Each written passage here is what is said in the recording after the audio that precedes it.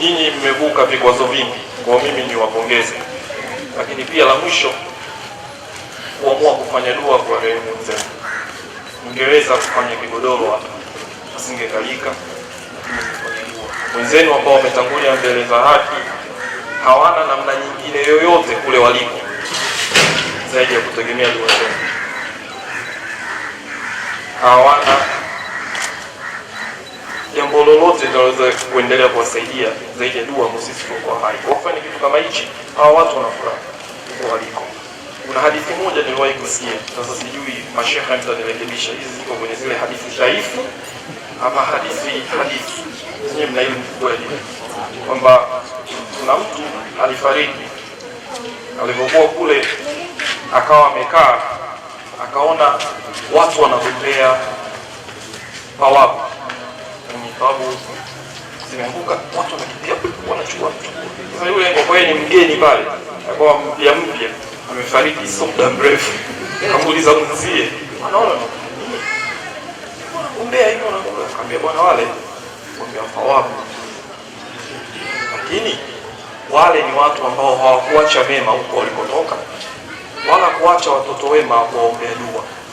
Kwa hiyo wao kwa kuwa hawana watu wa kuwaombea dua wala kuacha mema walioyaacha na waendelea kuingizia, zinapotokea zile za jumla, sasa watu wameshasoma dua, jamani, sasa tuwalemu Waislamu wote, zile za jumla watu walemu Waislamu wote, sasa zile sasa ndo za wote. Sasa wote ni huko chini, mko wengi, haziwezi kutosha. Akamwambia naona umetulia kujivulini wale bwana, wale bwana nzuri hiyo, wale bwana ndio wameacha mazao kule juu, wameacha watoto, wanaendelea kuwa rehemu. Kwa hiyo wao wamekaa kivulini, hawapigani. Wale ndo matajiri, sisi tunaona mataita wale, tena kaa nao vizuri, wanaweza kupunguzia kidogo. Toka siku niliposikia hiyo hadithi, binafsi ikaimenigusa sana. Kwa kila mara, hata mimi mwenyewe wanakaa nasema, marehemu wangu sitaki wawe kwenye hali hiyo huko waliko. Wao wanajitahidi sana kuwatolea marehemu, kuwatolea sadaka hapa pale. Kwa nini kitu tunachofanya leo, mashallah, wenzenu waliotangulia kule watakuwa wamekaa leo wamestarehe, wanasema leo si tumejaa. Asemio washafanya jambo. Kwa hiyo tusiache utamaduni huu, ni utamaduni mzuri, utaendelea kutujenga, na ukiwafanyia wenzio na wewe ukiondoka watu watakufanyia. Kwa hiyo tuendelee na utamaduni huu. Na mwisho kabisa, la jumla kabisa, salamu kutoka za kiserikali zaidi. Jamani, tudumishe amani, tudumishe upendo. Hatuna nchi nyingine zaidi ya Tanzania, usidanganyane hapa. Hakuna nchi nyingine zaidi ya Tanzania. Kwa hiyo sisi kama Watanzania, pamoja na tofauti zozote zitazotokea baina yetu, changamoto zote zitazotokea baina yetu, lazima tukumbuke taifa tulilonalo ni Tanzania. Hakuna mahala pengine pa kwenda, hakuna mahala pengine pa kwenda. Kwa hiyo kudumisha amani ni jambo la heri, la muhimu, na sisi tuwe wa mwanzo kwenye kudumisha amani. Tusiingie fitna ya kutaka kuleta vurugu, kuchafua hali ya hewa tulionayo hapa. Wengi wanaitamani ya amani tulionayo. The reason tumekaa hapa vizuri kabisa ni kwa sababu kuna amani. Kuna mtu anaweza kutoka Kipawa akafika hapa, kuna mtu anatoka si wapi anafika hapa, wote kuna amani. Sisi wenzetu ziko hivi. Nilipokuwa huko safarini, nilikuwa nimekaa na mwanadiplomasia mmoja wa taifa lingine, kwa tunazungumza, maana mimi sina furaha, nakaribia kurudishwa nyumbani. Time yangu ya kuwa mwanadiplomasia hapa kwa mji wetu imekwisha.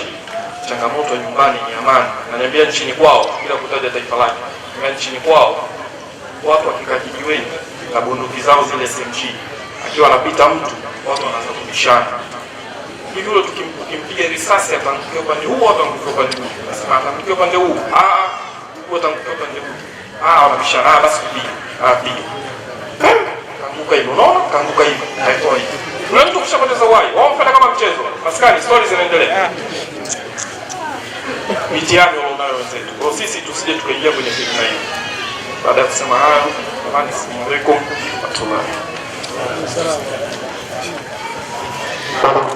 warahmatullahi wabarakatuh. Sheikh wetu wa mkoa, diwani wetu ni mlezi wa jambo hili la Azimio, lakini wiki ijayo hapo dirisha la Ndondokapu limefunguliwa, na mara nyingi diwani kashafanya mengi sana katika eneo lake hili. Sasa wanaazimio waliniomba mpe maiki diwani mbele ya kapteni, atafanya nini kuipushi timu kipindi hiki cha Ndondokapu.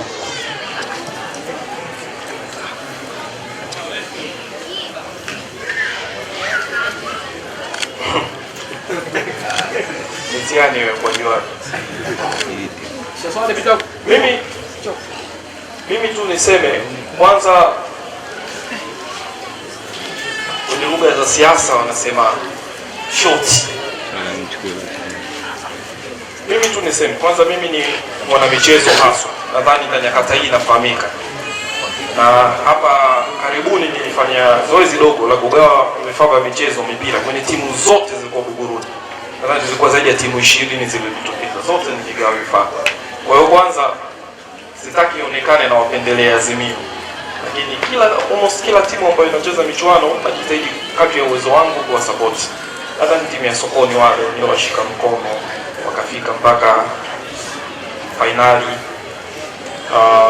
Kuna timu moja iko wenzetu wanaitwa Mivinjeni wanacheza kombe la Sheta pale, ni mwashika mkono mpaka mwisho na ndio walifika nusu finali. Na timu gani nyingine, timu mbalimbali siwezi kumbuka zote, Black Six pia kote. Kwa hiyo support yangu kwa Azimio sio kwamba nawapa wao, na wengine watajitokeza. Kwa mimi naahidi kama nilivyo mwaka jana nilipoendelea kwa support, naendelea kwa support mwaka huu. Changamoto support zingine zinaweza kusemeka, zingine hazisemeki. Mimi kama nilivyoahidi mwaka jana na mwaka huu itakuwa hivyo. Kila mechi mtakayocheza mimi nitawachangia, nahakikisha mambo yanaenda vizuri. Yale mambo mengine mimi sio mtaalamu sana, ila nawasaidia pia na shule lao wapatie na dua zitawakika. Lakini mimi kama nilivyoahidi, kila mechi mimi naendelea kusupport mpaka tutafika mwisho. Mpira una kawaida moja. Kuna mechi za makundi ambazo timu kama Azimio haihitaji nguvu kubwa, wanacheza na walala hoi. Umeona? Mechi kadri zinavyozidi kwenda mbele, mtoano robo finali, nusu finali, na mimi ule mchango wangu unaongezeka. Hizi mechi za makundi lakini mimi najua kwa sababu najua ninasiweza. Kadri mnavyozidi kwenda mimi mchango wangu utaongezeka, na mwaka huu nitajitahidi nikifika mtoano nitakuwa ninakuja kila mechi, na mengine atakayohitajika nadhani tunaongea na uongozi tutaendea. Mimi sidhani mnatakiwa kuwa na shaka kuhusu mimi.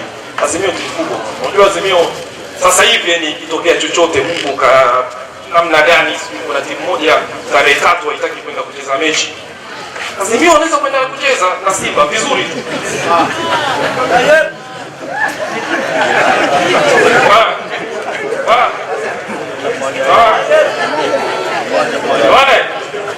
Ionyesha wale kata mkoa, mimi ni shamba.